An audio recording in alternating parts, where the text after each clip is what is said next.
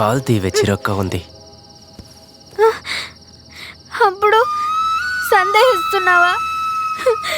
నన్ను సందేహిస్తున్నావా?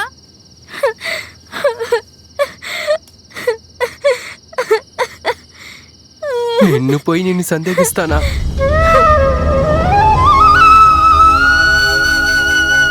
నీ జీవితాన్ని నేను చెడగొట్టాను కదూ. ఆయన్ని పెళ్లి చేసుకొని ఉంటే నీ జీవితం సంతోషంగా ఉండేది. నేను చదువుకున్నవాడిని, తెలివి తక్కువ వాడిని, కానీ ఆయన చదువుకున్నవారు. నీకు ప్రేమ అంటే ఏంటో తెలీదు. 2 సంవత్సరాలు ఆగుదామని అనుకున్నారు, కానీ నేను చదువురాని వాడిని కదా. మనసులో ప్రేమ పుట్టగానే వెంటనే చెప్పేశాను. మీ ఇంట్లో ఇష్టపడ నాతో పెళ్లి చేసి పంపించారు.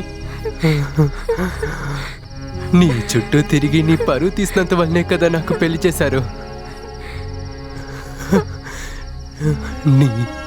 నీ జీవితాన్ని నేను చెడగొట్టేశాను.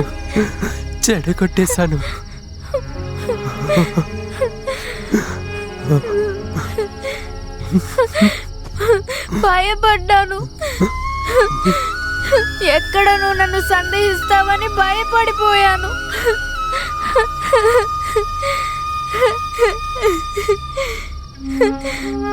నేను బాగుండాలని అనుకున్నావు చూడు. దీనికన్నా నాకు ఇంకేం కావాలి? ఏంటి సంతోషం? సంతోషం ఏంటి? డబ్బులు అనుకుంటున్నావా? మంచి మనసున్న భర్త నువ్వు ఉన్నావు. మనసుకి నచ్చిన ఈ జీవితం ఉంది.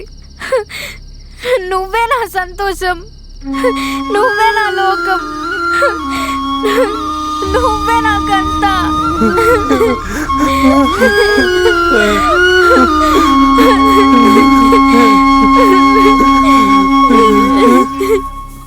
శాంతి, విషయం తెలుసా?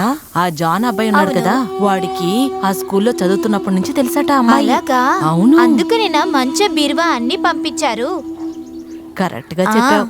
ఇలా చూడు, ఇదేమీ లేకుండా జరగదు. అవునక్క, ఖచ్చితంగా ఏదో ఒక విషయం ఉంటుంది. రే ధర్మ, వాడు ఊరికేం వెళ్తలేదురా. తెలివిగా జాను జాన్ అని పేరు చెప్తూనే వెళ్తుంది. అన్న ఊరుకో అన్న, పాపం శేఖరు. శేఖర్ చాలా గట్టివాడురా. సరే వస్తాను. కూతురు గురించి ఎవరైనా తప్పుగా మాట్లాడితే చంపేస్తాను రా మిమ్మల్ని, చంపేస్తా. పాటలు కింద పడయ్యా, చెయ్యి కోసేస్తుంది. చెప్పు. బోస్ని చంపేస్తా. వాడు నా కూతురు గురించి తప్పుగా మాట్లాడుతున్నాడు, వాడిని చంపేస్తాను. రాణి వచ్చింది, దానికి వినపడుతుందేమోనండి.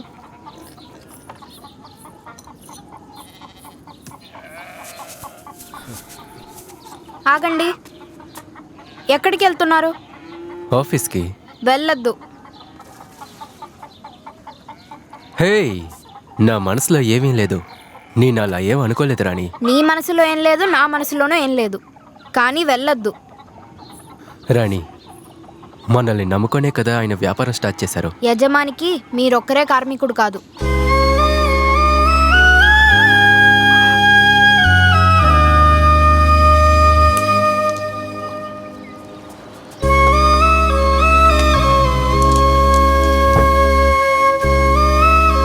శేఖర్,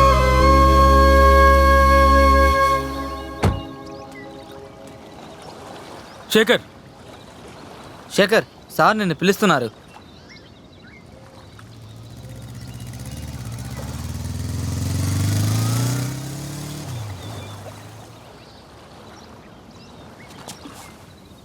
నా మనసులో ఏం లేదు శేఖర్, నేను అలా అంతా. సార్, మీ మనసులోనూ ఏమీ లేదు, నా మనసులోనూ ఏమీ లేదు. అంతెందుకు, రాణి మనసులో కూడా ఏమీ లేదు. కానీ ఊర్లో తప్పుగా అనుకుంటారనే సార్ రాణి ఆలోచిస్తుంది. ఊరు వాళ్ళు అన్నీ మాట్లాడతారు శేఖర్, మంచి మాట్లాడతారు, చెడు మాట్లాడతారు. ఊరు కోసం మనం బ్రతకగలమా చెప్పు? ఊరు కోసం మాత్రమే బతకగలం. ఎందుకంటే మనం ఈ ఊర్లోనే జీవిస్తున్నాం. మనల్ని ఎందుకు తప్పుగా మాట్లాడుతున్నారని వెళ్ళి అడగలేము. కానీ తప్పుగా మాట్లాడకుండా ఒకటి చేయొచ్చు కదా. ఏంటిది? మేం బాగుండాలనే కదా మాకు ఇంత సహాయం చేశారు. మేం నిజంగానే బాగుండాలనుకుంటే మాకు ఇంకో సహాయం చేయాలి. చెప్పు. ఇక మేట ఈ జన్మలో మమ్మల్ని కలవరని ప్రమాణం చేయండి.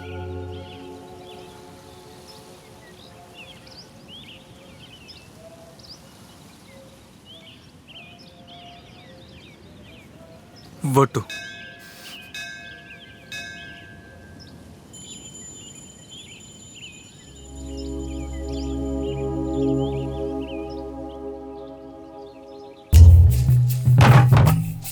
చెట్లు కొడితే డబ్బులు ఇవ్వరా? రేపట్లోగా డబ్బులు ఇవ్వలేదా విషయం వేరేలా ఉంటుంది. అన్నా పనేమైనా ఉందా? పనే ఇక్కడ ఉన్న వాళ్ళకి పని లేకుంటే వెళ్ళు వెళ్ళు. చెప్పు, రేపట్లోగా డబ్బు రాలేదా నీ అంత తెలుస్తాను. లేదమ్మా, నేను ఇక్కడే ఫోన్ చేస్తాను. రే, ఎవరో మీరు? మిమ్మల్ని ఇక్కడ ఏం చేస్తున్నారు? ఉద్యోగం ఏదైనా కావాలి. పని చేసే ముఖం చూడు, మూడు అక్కడేసి బయటకెళ్ళు. పోరా, ఎవరో వెళ్ళి లోపలికి పంపించింది? బుద్ధి లేని వాళ్ళారా?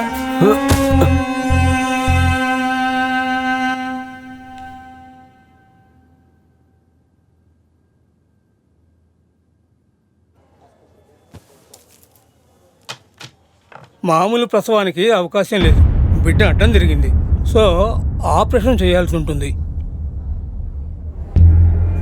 నొప్పులు రాగానే కొంచెం కూడా లేట్ చేయకుండా హాస్పిటల్కి వచ్చి అడ్మిట్ అవ్వండి.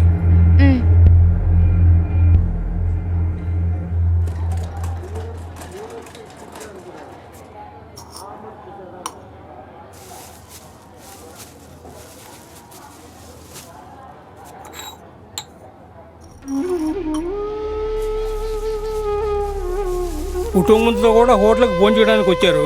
తమ్ముడు, నేను తర్వాత మాట్లాడతాను.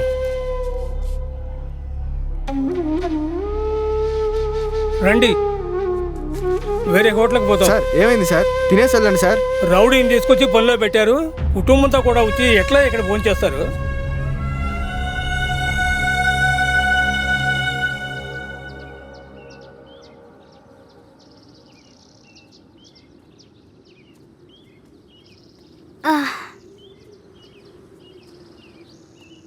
ఒరే శేఖర్, నీ దగ్గర 200 ఉంటేవరా? నీ పెళ్ళానికి మందులు కొనాలి. ఏంట్రా, 200 కదా అడిగాను, దానికే అంతగా ఆలోచిస్తున్నావు? దానికి సుఖప్రసవం అవదు, ఆపరేషన్ చేయాలని డాక్టర్ గారు చెప్పారు. నువ్వు దీనికే ఇంత ఆలోచిస్తున్నావు? రేపు ఆసుపత్రి ఖర్చులకి ఏం చేస్తావురా? ఏమయ్యా శేఖరు, నిన్ను పనిలో నుంచి తీసేశారంటగా? సమయానికి నేను అక్కడ లేకుండా పోయాను. సర్లే, వేరే చోట చేర్పిస్తాను.